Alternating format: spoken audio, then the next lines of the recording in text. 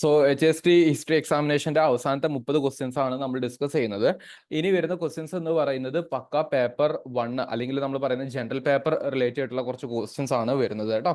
അപ്പോൾ അതിൽ നമുക്ക് ഇതിൽ ടീച്ചിങ് ആപ്റ്റിറ്റ്യൂഡ് ഉണ്ടായിരുന്നു, റിസർച്ച് ആപ്റ്റിറ്റ്യൂഡ് ഉണ്ട്, പോളിറ്റി ആൻഡ് കോൺസ്റ്റിറ്റ്യൂഷൻ ഉണ്ട്, വെൽഫെയർ സ്കീംസ് ഉണ്ട്, പിന്നെ റിനേസ ടോപ്പിക് ഉണ്ട്. അങ്ങനത്തെ കുറച്ച് ടോപ്പിക്കുകളാണ് ഇതിൽ വന്നിട്ടുള്ളത്. അപ്പോൾ അതുമായി ബന്ധപ്പെട്ട ക്വസ്റ്റ്യൻസ് നമുക്ക് നോക്കാം. ഇവിടെ മോസ്റ്റ് അപ്രോപ്രിയേറ്റ് 71 മുതൽക്കാണ് വരുന്നത്. Employment of class room technology needs clarity concerning. എന്തുമായി ബന്ധപ്പെട്ടാണ് ക്ലാസ് റൂം ടെക്നോളജി ഏറ്റവും കൂടുതൽ വേണ്ടതെന്നുള്ളതാണ്. കോഴ്സ് കോണ്ടന്റ് വേണം, ടെക്നോളജി സ്കിൽ വേണം, പെഡഗോഗിൽ സ്ട്രാറ്റജി വേണം. എവാലുവേഷൻ മെത്തേഡിന് ക്ലാസ് റൂം ടെക്നോളജി അത്ര ആവശ്യമില്ല. അപ്പോൾ അത് ഒഴിവാക്കുക. 2 ഒഴിവാക്കിയിട്ടുള്ള ഓപ്ഷൻ 1, 3, 4 ആയിരിക്കും ശരി ഉത്തരം വരുന്നത് കേട്ടോ. എഴുത്തൊന്ന് സി ആയിരിക്കും വരാൻ ചാൻസ് വരുന്നത്. പിന്നെ അടുത്ത ക്വസ്റ്റ്യൻ ആണ് most appropriate characteristics of learners. ലേണേഴ്സിന്റെ ഏറ്റവും നല്ല ക്യാരക്ടറിസ്റ്റിക്സ് എന്താണെന്നുള്ളതാണ് ചോദിച്ചിരിക്കുന്നത്. ഇതിൽ നിങ്ങൾ ആലോചിക്കുക, learning styles are fix and unchangeable. തെറ്റായിട്ടുള്ള സ്റ്റേറ്റ്മെന്റ് അല്ലേ? യെസ്. പിന്നെ മോട്ടിവേഷൻ ആവശ്യമില്ല എന്നുള്ളത് തെറ്റാണ്. ലേണേഴ്സ് പ്രയർ നോളജ് ശരിയാണ്. Self regulated learners actually monitor control their learning process എന്ന് പറയുന്നത് ശരിയാണ്. അപ്പോൾ 3, 4 വരുന്നതാണ് ഇതിന്റെ ആൻസർ വരുന്നത്. ഡി ആണ് ഉത്തരം വരുന്നത്. ഇനി മറ്റൊരു ചോദ്യമാണ് the critical principles for ensuring fairness and equity in educational evaluation. Education ഇവാലുവേഷനിൽ ഫെയർനെസ്സും ഇക്വിറ്റിയും എൻഷുർ ചെയ്യുന്ന ക്രിട്ടിക്കൽ പ്രിൻസിപ്പിൾ ഏതാണെന്നുള്ള ചില ചോദ്യങ്ങളാണ് ചോദിച്ചിരിക്കുന്നത്. ഇതിന്റെ ഉത്തരം വരുന്നത് 4 ഓൺലി ആണ്. അത് നമ്മൾ എലിമിനേഷൻ മെത്തേഡും കാര്യങ്ങൾ വെച്ച് നോക്കുന്ന സമയത്ത് നമുക്ക് കാണാൻ പറ്റും. ഇവിടെ ഒന്ന് വായിച്ചു നോക്കിയേ, implementing the same evaluation method for all courses never possible അല്ലേ. അതുകൊണ്ട് എഫക്റ്റീവ്നെസ് ഉണ്ടാവില്ല. അപ്പൊ തന്നെ നമുക്ക് ചില ഓപ്ഷൻസ് ഒഴിവാക്കാനൊക്കെ പറ്റും. Okay, then ensuring anonymity in all assessment. എല്ലാത്തിനും അസസ്മെന്റിൽ നിങ്ങൾക്ക് ടെസ്റ്റ് ഒരുപാട് നടത്തും, നിങ്ങളുടെ പേരൊന്നും ഇല്ല, പിന്നെ ആരും നമുക്ക് അറിയാൻ പറ്റില്ലല്ലോ. അപ്പൊ അങ്ങനെ ഒഴിവാക്കാൻ പറ്റും. എന്തായാലും ആൻസർ എന്താ വരുന്നത്? ഡി ആണ് വരിക കേട്ടോ. അതാണ് ബെസ്റ്റ് ആൻസർ ആയിട്ട് വരുന്നത്. ഇനി which among the following is not the critical factor for ensuring long term teaching effectiveness. Long term teaching എഫക്റ്റീവ്നെസ്സിന് ക്രിട്ടിക്കൽ അല്ലാത്തത് ഏതെന്നാണ് ചോദിച്ചിരിക്കുന്നത്. ആക്ച്വലി ക്രിട്ടിക്കൽ ആയിട്ടുള്ള ചില കാര്യങ്ങൾ വരുന്നതാണ് എന്ത് കണ്ടിന്യൂസ് സപ്പോർട്ടും മെന്ററിംഗ് എന്ന് പറയുന്നത്. അപ്പൊ എന്ത് വരില്ല? 4 വരില്ല. പിന്നെ ഇംപ്ലിമെന്റേഷൻ സ്ട്രിക്റ്റ് ഡിസിപ്ലിൻ അടക്കട്ടെ, access to advance technology, regular assessment and evaluation of students. ഇത് രണ്ടും ഇമ്പോർട്ടൻ്റാ. 3, 4 ഇമ്പോർട്ടൻ്റാ. അത് രണ്ടും ലോങ് ടേം ടീച്ചിങ് എഫക്റ്റിന് ക്രിട്ടിക്കൽ ആയിട്ടുള്ള കാര്യങ്ങളാണ്. അതല്ലാത്ത പറയുമ്പോൾ എന്താണ് 1ഉം 2 വരിക.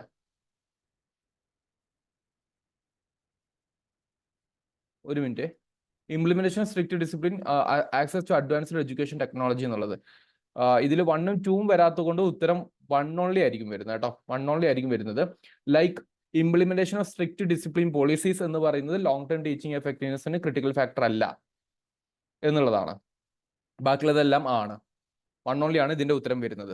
മോസ്റ്റ് അപ്രോപ്രിയേറ്റ് ആൻസർ സി ആയിട്ടായിരിക്കും വരുന്നത്. ഇനി 4 ക്വാഡ്രൻസ് ഓഫ് സ്വയംത്തിന്റെ 4 ക്വാഡ്രൻസ് എന്ന് പറയുന്നത് എന്തൊക്കെയാണ്? വെബിനാർ അല്ല, വെബിനാർ ഒഴിവാക്കാം. മറിച്ച് എന്താണ്? വീഡിയോ ലെക്ചേഴ്സ് ഉണ്ട്, ദാറ്റ് ഈസ് ഇമ്പോർട്ടൻറ്റ്. പിന്നെ സെൽഫ് അസസ്മെന്റ് ടെസ്റ്റുകൾ ഉണ്ട്, ഇമ്പോർട്ടൻറ്റ്. ഡിസ്കഷൻ ഉണ്ട്, important. Okay, then reading material ഉണ്ട്, അത് ഇമ്പോർട്ടൻറ്റ്. ഉത്തരം വരിക ഡി ആയിരിക്കും കേട്ടോ. ഈ 4നാണ് സ്വയത്തിന്റെ പ്രധാനപ്പെട്ട കാര്യങ്ങൾ വരുന്നത്. ഇനി which of the following best describes research journals quality. ഇതെല്ലാം ക്വാളിറ്റി നിർണ്ണയിക്കുന്നതാണ്, ഡിഫറെന്റ് സൈറ്റേഷൻസും കാര്യങ്ങളെല്ലാം വെച്ചിട്ട്. അതിൽ ഏറ്റവും പ്രധാനപ്പെട്ടതാണ് ഇമ്പാക്ട് ഫാക്ടർ എന്ന് പറയുന്നത്. സി, അതാണ് ഇതിലെ ബെസ്റ്റ് ഓപ്ഷൻ ആയിട്ട് വരിക. ഇനി അടുത്ത ക്വസ്റ്റ്യൻ ആണ് which one of the following reference is written according to American psychological association or APA format. അതിൽ നോക്കിക്കോ, ഫസ്റ്റ് പേര് ചെയ്തിട്ട് കോമ വരുന്നു, ബാക്കി രണ്ടും കുത്താണ്. അപ്പൊ ഇത് രണ്ടും ഒഴിവാക്കാം. അപ്പോൾ ഇതാണ് ഫസ്റ്റ് സെറ്റ് വരുന്നത്. പിന്നെ ഇവിടെ നമ്മൾ ബുക്കിന്റെ പേരുണ്ട്, കോമ വരുന്നു, ഇവിടെ കുത്തു വരുന്നു. അതുകൊണ്ട് ഇവിടെ കോമയാണ് വരുന്നത്. അതുകൊണ്ട് ഓപ്ഷൻ എന്താണ്? എ ആണ് വരുന്നത് എന്നുള്ള കാര്യം ഒന്ന് അറിഞ്ഞിരിക്കുക. 77. ഓക്കെ, അത് സാധാരണ കുട്ടികൾക്ക് ഒരു പക്ഷേ ആലോചിച്ചുണ്ടാക്കാനൊക്കെ ബുദ്ധിമുട്ടായിരിക്കും. ഞാൻ തന്നെ റെഫർ ചെയ്തിട്ടാണ് ഈ ആൻസർ കണ്ടെത്തിയിരിക്കുന്നത് കേട്ടോ. പിന്നെ ഇത് സിമ്പിൾ ആയിട്ടുള്ള ക്വസ്റ്റ്യൻ ആണ്. Which type of gathering is usually less formal, more participatory and involves small group discussion? ഏതാണ്? വർക്ക്ഷോപ്പ് ആണ്. കൂടുതൽ എഫക്റ്റീവ്നെസ് ആയിട്ട് നടത്താൻ പറ്റുന്നതാണ് എന്ത്? വർക്ക്ഷോപ്പുകൾ എന്ന് പറയുന്നത്. ആൻസർ ബി ആണ്. സിമ്പിൾ ക്വസ്റ്റ്യൻ ആണ്. പിന്നെ which type of research involve directly manipulate independent variable? അതിനാണ് നമ്മൾ എക്സ്പെരിമെന്റൽ റിസർച്ച് എന്ന് പറയുന്നത്. ഇൻഡിപെൻഡന്റ് വേരിയബിൾ നമ്മൾ എക്സ്പെരിമെന്റ് ചെയ്തിട്ട് കണ്ടെത്താൻ വേണ്ടി ശ്രമിക്കുന്നു. ബാക്കി ഒന്നും ശരിയാവുന്നില്ല തിയററ്റിക്കലി നോക്കുകയാണെങ്കിൽ. അപ്പൊ ഡി ആണ് ഉത്തരം വരിക. പിന്നെ which characteristics of research ensures that the study can be repeated with similar result? Similar റിസൾട്ടുമായിട്ടുള്ള ഒരു അഷുറൻസിലൂടെ നമുക്ക് എങ്ങനെയാണ് റിപ്പീറ്റേഷനിൽ റിസർച്ച് കണ്ടക്ട് ചെയ്യാൻ വേണ്ടി പറ്റുന്ന ഫീച്ചറിനെ വിളിക്കുന്ന പേരുണ്ട് റിലയബിലിറ്റി എന്നാണ് ആ ഒരു കോൺസെപ്റ്റിനെ വിളിക്കുക. റിലയബിലിറ്റി എന്ന് പറയുന്ന കോൺസെപ്റ്റ് ആണ് ആക്ച്വലി അവിടെ സ്റ്റേറ്റ്മെന്റ് ആയിട്ട് ചോദിച്ചിരിക്കുന്നത്. ഫണ്ടമെന്റൽ റൈറ്റുകൾ ജസ്റ്റീഷ്യബിളും ആൻഡ് നോൺ ജസ്റ്റീഷ്യബിൾ എന്ന് പറയുന്ന നേച്ചറിലോട്ട് മാറ്റിയിട്ടുണ്ടായിരുന്ന കമ്മിറ്റി ഏതാണ്? ഉത്തരം സപ്രൂ റിപ്പോർട്ടാണ് 1945. ഓക്കെ, ഇത് കുറച്ചൊരു ഇൻഡെപ്ത് ക്വസ്റ്റ്യൻ ആണ് കേട്ടോ. ഇത് ഒരു ടഫ് കാറ്റഗറിയിൽ വേണമെങ്കിൽ ഉൾപ്പെടുത്താൻ പറ്റുന്നതാണ്. കാരണം ഇന്നത്തെ ഫണ്ടമെന്റൽ റൈറ്റ്സിൽ നമ്മൾ അങ്ങനെ ഒരു റിപ്പോർട്ട് അടിസ്ഥാനത്തിൽ കാര്യങ്ങൾ കൂടുതൽ പറയുന്നില്ല. ഫണ്ടമെന്റൽ റൈറ്റ്സ് ആസ് സച്ച് എന്താണ് ജസ്റ്റിഷ്യബിൾ എന്ന് പറയുന്ന രൂപത്തിലോട്ടാണ് ഇന്ന് നമ്മൾ പറയുന്നത്. ഇനി ഇത് ബേസിക് ക്വസ്റ്റ്യൻ ആണ്. ഇമ്പോസിംഗ് പ്രസിഡന്റ് റൂൾ അത് എന്ത് ചെയ്യണം? 2 ഹൗസുകളും അപ്രൂവ് ചെയ്തിരിക്കണം within 2 months of parliament from the date of issue. അതായത് പ്രസിഡന്റ് റൂൾ ആർട്ടിക്കിൾ 356 പ്രകാരം ഇമ്പോസ് ചെയ്യുമ്പോൾ 2 ഹൗസും ചിലപ്പോൾ ഉണ്ടായിക്കോളണമെന്നുണ്ടാവില്ല. അത് ഇമ്പോസ് ചെയ്ത് കഴിഞ്ഞതിന് ശേഷം 2 മാസത്തിനുള്ളിൽ നിർബന്ധമായിട്ട് 2 ഹൗസും അത് അപ്രൂവ് ചെയ്തിരിക്കണം എന്നുള്ളതാണ്. അതാണ് കണ്ടീഷൻ. പിന്നെ the period spanning between the propagation of A house and is resemble in A new session.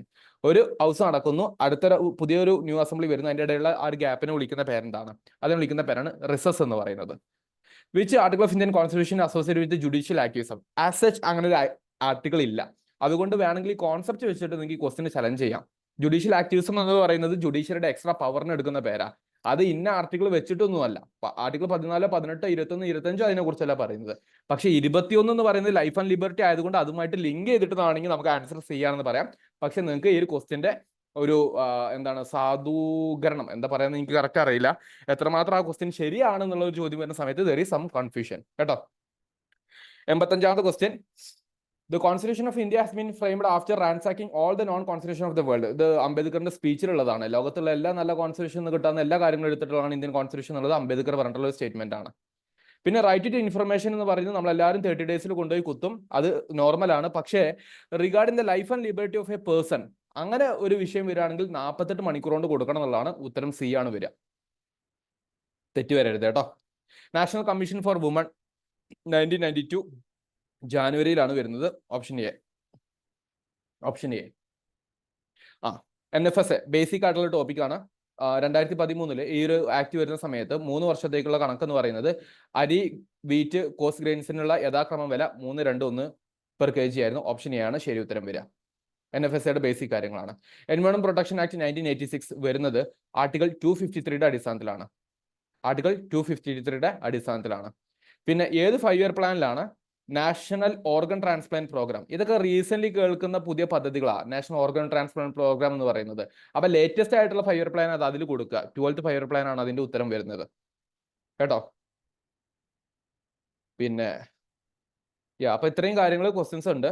അത്യാവശ്യം നല്ലൊരു ക്വസ്റ്റ്യൻസ് വെൽഫെയറിനും അതുപോലെ ക്വാളിറ്റി ഓഫ് കോൺസ്റ്റിറ്റ്യൂഷനും ചോദിച്ചിട്ടുണ്ടായിരുന്നു.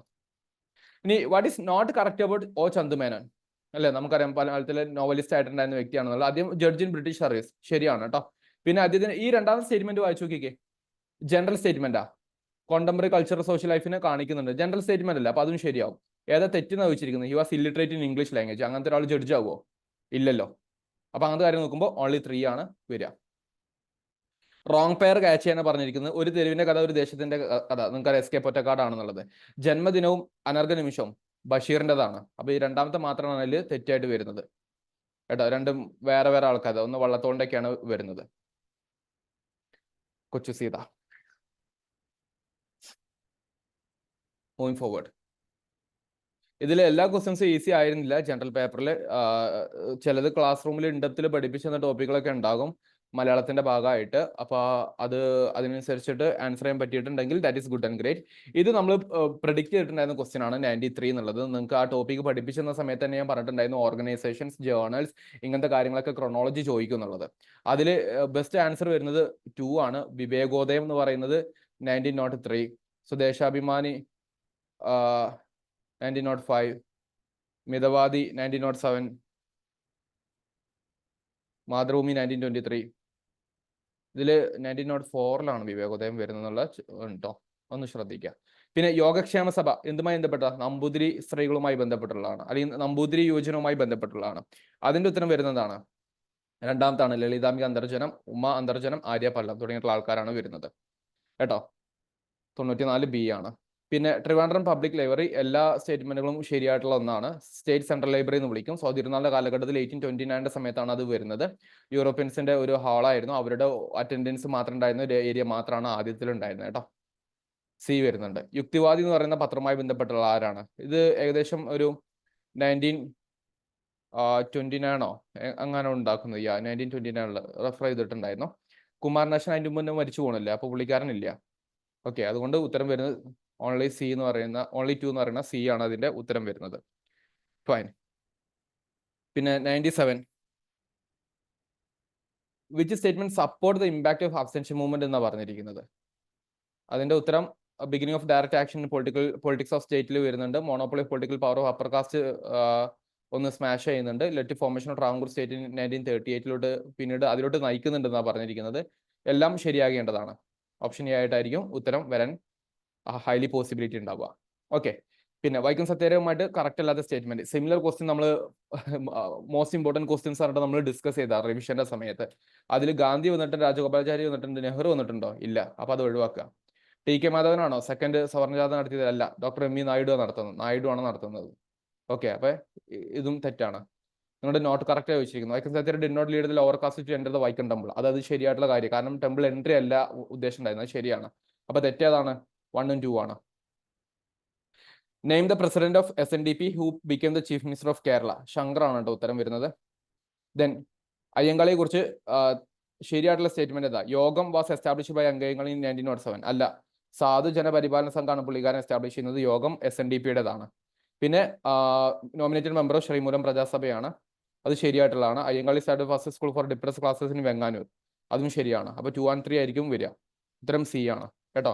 അപ്പൊ നമുക്ക് ഇതില് 100 ക്വസ്റ്റ്യൻസ് ഇപ്പൊ നമ്മൾ ഡിസ്കസ് ചെയ്തു. ഇപ്പൊ ഡിസ്കസ് ചെയ്ത 30 ഒരു ഈസി കാറ്റഗറിയിൽ ഉൾപ്പെടുത്താൻ പറ്റുന്നത് എന്തൊക്കെയാണെന്ന് നമുക്ക് നോക്കാം.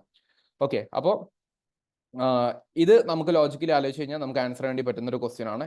ഇതൊരു ഈസി കാറ്റഗറി പെടുത്താം. ഇത് 72 ഈസിയാണ്.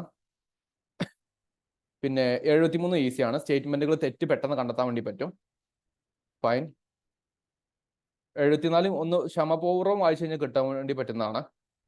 75 പറ്റും. അപ്പോൾ 1 2 3 4 5 5 പറ്റും. 76 പറ്റില്ല, കുറച്ച് ബുദ്ധിമുട്ടാണ്. അത് കാരണം കുട്ടികൾക്ക് കൺഫ്യൂഷൻ ഉണ്ടാവും. പക്ഷേ മോസ്റ്റ് പ്രോബബിൾ ആൻസറിലോട്ട് എല്ലാവർക്കും എത്താൻ പറ്റുന്നതാണ്. 77 പറ്റില്ല. ഇത് പറ്റും. 6 ആയി, 7 ആയി, 8 ആയി. കാരണം ടെർമിനോളജിയുടെ അർത്ഥം നോക്കി കഴിഞ്ഞാൽ അത് ഉത്തരം കിട്ടുന്നതാണ്. സബ്പ്രോ കമ്മിറ്റി കുറച്ച് ബുദ്ധിമുട്ടാണ്. ഇത് ബേസിക് ആണ്. 9. ഇതും ബേസിക് ആണ്. 10. ഇത് നിങ്ങൾക്ക് ഇതിലെ ഏറ്റവും ബെസ്റ്റ് ഓപ്ഷൻ കണ്ടെത്താൻ പറ്റും. അത് ഇ ആണ്. അത് ക്വസ്റ്റ്യൻ അങ്ങനെ തന്നെ നിൽക്കുവാണെങ്കിൽ അംബേദ്കറിൻ്റെതാണ്. ഓക്കെ, ഞാനൊന്ന് എണ്ണാം ലാസ്റ്റ്. പിന്നെ ഇതും കൃത്യമായിട്ട് അറിഞ്ഞിരിക്കുക. ഇത് പഠിക്കാത്തവർക്ക് കുറച്ച് ബുദ്ധിമുട്ടുള്ള ഒരു ക്വസ്റ്റ്യൻ ആണ്. ഇത് ബേസിക്സ് ആണ്. ഇത് കുറച്ച് ബുദ്ധിമുട്ടാണ്. 12th ഫയർ പ്ലാൻ ആൻസർ ചെയ്യാൻ പറ്റുന്നതാണ്. ചന്ദമേനെ ആൻസർ ചെയ്യാൻ പറ്റുന്നതാണ്. ഇതും ലിറ്ററേച്ചർ നമ്മൾ പഠിച്ചതാണ്. കുറേ ആൾക്കാരുടെ ലിറ്ററേച്ചർ അതിലും പറ്റുന്ന ഒരു ക്വസ്റ്റ്യൻ ആണ്. ഇത് നമ്മൾ ക്ലാസ് ക്വസ്റ്റ്യൻ ആയിട്ട് തന്നെ പറഞ്ഞിട്ടുണ്ടായിരുന്നു. ഇതും ലോജിക്കലി നിങ്ങൾക്ക് ആൻസർ ചെയ്യാൻ പറ്റും. ബാക്കിയുള്ളത് ഇത് ഗസ് വർക്കിൽ ചെയ്യാൻ പറ്റുന്നതാണ്. അതുകൊണ്ട് ഞാൻ അതിലിടുന്നില്ല. യുക്തിവാദി നിങ്ങൾക്ക് ആൻസർ ചെയ്യാൻ ഏകദേശം പറ്റേണ്ടതാണ്. ഞാൻ അതുകൊണ്ട് തൽക്കാലം അത് പരിഗണിക്കുന്നില്ല. 97 പരിഗണിക്കുന്നില്ല. 98 ഞാൻ പരിഗണിക്കുന്നുണ്ട് ഈസി ആയിട്ട്. 99 ഞാൻ പരിഗണിക്കുന്നില്ല. ചിലപ്പോൾ നിങ്ങൾക്ക് പേര് അറിയില്ലെങ്കിലോ. പക്ഷെ 100 ഞാൻ പരിഗണിക്കുന്നുണ്ട്. അങ്ങനെ 1 2 3 4 5 6 7 8 9 10 11 12 13 14 15 16 17 18 19 20 21 21 ക്വസ്റ്റ്യൻസ് ഇവിടുന്ന് കിട്ടും. അപ്പം നമ്മൾ മുമ്പ് ഡിസ്കസ് ചെയ്തിട്ടുണ്ടായിരുന്ന ഇവിടുന്ന് 21, മുമ്പ് ഡിസ്കസ് ചെയ്തപ്പോൾ വെച്ചിട്ടുണ്ടായിരുന്നത് 20 26 20 26 ടോട്ടലി നമുക്ക് 67 ക്വസ്റ്റ്യൻസ് നമുക്ക് എന്ത് ചെയ്യേണ്ടി പറ്റും? ഒരു ഈസി മോഡിൽ നമുക്ക് ആൻസർ ചെയ്യാൻ പറ്റുന്ന ക്വസ്റ്റ്യൻസ് ആണ്. ഇത് എൻ്റെ ഒരു കാൽക്കുലേഷനും നമ്മൾ പഠിപ്പിച്ചിരിക്കുന്ന ക്ലാസ് റൂം കോണ്ടന്റ് വെച്ചിട്ടുള്ള ഒരു അഭിപ്രായത്തിലാണ് ഈസി മോഡ് പറയുന്നത്. ബാക്കിയുള്ള ക്വസ്റ്റ്യൻസ്, അതായത് ബാക്കി നമുക്ക് ഏകദേശം എത്ര ഉണ്ടാവും? 43 ക്വസ്റ്റ്യൻസ് ഉണ്ടാവും. 33 ക്വസ്റ്റ്യൻസ് ഉണ്ടാവും അല്ലേ? ആ 33 ക്വസ്റ്റ്യൻസും ടഫ് ആണ് എന്നല്ല അതിന്റെ അർത്ഥം. അതിൽ നിന്ന് മീഡിയേഷനും കാര്യങ്ങളും മീഡിയം ടൈപ്പും എന്നാൽ ടഫുള്ള ക്വസ്റ്റ്യൻസും ഉണ്ടാകും. പക്ഷെ 67 നിങ്ങൾക്ക് ഒരു മീഡിയം കാറ്റഗറിയിൽ വരുന്നതാണ്. അതുകൊണ്ട് കട്ട് ഓഫ് ഏറ്റവും ചുരുങ്ങിയത് നിങ്ങൾ 60 പ്രെഡിക്റ്റ് ചെയ്തോ. 60 മാർക്സ് ഏകദേശം 60 പ്രെഡിക്റ്റ് ചെയ്തോ എന്നുള്ളതാണ് എനിക്ക് പറയാനുള്ളത്. നിങ്ങൾക്ക് ആർക്കെങ്കിലും ഇതിനോട് വിയോജിപ്പോ അഭിപ്രായ വ്യത്യാസമോ കട്ട് ഓഫുമായി ബന്ധപ്പെട്ടുണ്ടെങ്കിൽ തീർച്ചയായിട്ടും അത് കമന്റ് ആയിട്ട് അഭിപ്രായപ്പെടുത്തുക. കാരണം ഞാൻ പറയുന്നത് പക്ക ശരിയാകണം എന്നില്ല. നിങ്ങളുടെ അനാലിസിസ് നിങ്ങൾക്ക് പറയാം. ഓക്കെ, അപ്പോൾ ആ ഒരു 60 മാർക്ക് എന്തായാലും എക്സ്പെക്ട് ചെയ്തോണ്ടു. 60 മാർക്ക് നിങ്ങൾക്ക് വരുന്നുണ്ടോ എന്നുള്ളത്. അപ്പോൾ സ്റ്റുഡൻസ് ആയിട്ടുള്ള ആൾക്കാർ എന്നെ ജസ്റ്റ് ഒന്ന് ആൻസർ കീയും കാര്യങ്ങളും വെച്ചിട്ട് നമ്മുടെ ആൻസർ കീയും ഡിസ്കഷൻ കാര്യങ്ങളും വെച്ചിട്ട് ഏകദേശം എത്ര മാർക്ക് വരുന്നുണ്ട് എന്നുള്ളതൊന്ന് നോക്കൂ. ഓക്കെ, 60 മാക്സിമം ആട്ടോ വരുന്നത്. അത്രയൊന്നും ചിലപ്പം വരില്ല. കാരണം അതിൻ്റെ ആയിട്ടുള്ള ബുദ്ധിമുട്ടുള്ള എക്സാമിനേഷൻ ഉണ്ടാകും ഡെഫിനറ്റ്ലി. പിന്നെ ചില ക്വസ്റ്റ്യൻസ് ചിലപ്പോൾ ഒമിറ്റ് ചെയ്തേക്കാം. ചില ക്വസ്റ്റ്യൻസിന്റെ കീ ചിലപ്പോൾ നമ്മൾ പറഞ്ഞുമായിട്ട് മാറാനുള്ള സാധ്യത ഉണ്ടാവും. അപ്പോൾ ഒരു 60 മാർക്ക് നമുക്ക് ഏകദേശം പ്രെഡിക്റ്റ് ചെയ്യാം കേട്ടോ. ഇതാണ് ഞാൻ പറയുന്ന കാര്യം. ശരി എന്നാ, താങ്ക് യു. അപ്പോൾ HSTയുടെ കോഴ്സ് നമ്മൾ ഇതോടുകൂടെ വൈൻഡപ്പ് ചെയ്തു. ക്രിസ്റ്റലിൽ ജോയിൻ ചെയ്തിട്ടുണ്ടായിരുന്ന പഠിച്ചിട്ടുണ്ടായിരുന്ന ക്രിസ്റ്റലിന്റെ യൂട്യൂബ് ചാനലിലൂടെ പഠിച്ചിട്ടുണ്ടായിരുന്ന 100 കണക്കിന് പിള്ളേരുണ്ട്. അവർക്ക് എല്ലാവർക്കും ക്രിസ്റ്റലിന്റെ ഭാഗത്തുനിന്ന് വലിയൊരു നന്ദി അറിയിക്കുന്നു. All the best. HSAയുമായി ബന്ധപ്പെട്ടുള്ള കോഴ്സുകളാണ് ഇനി ക്രിസ്റ്റലിൽ ആരംഭിക്കുന്നത്. HST കഴിഞ്ഞു.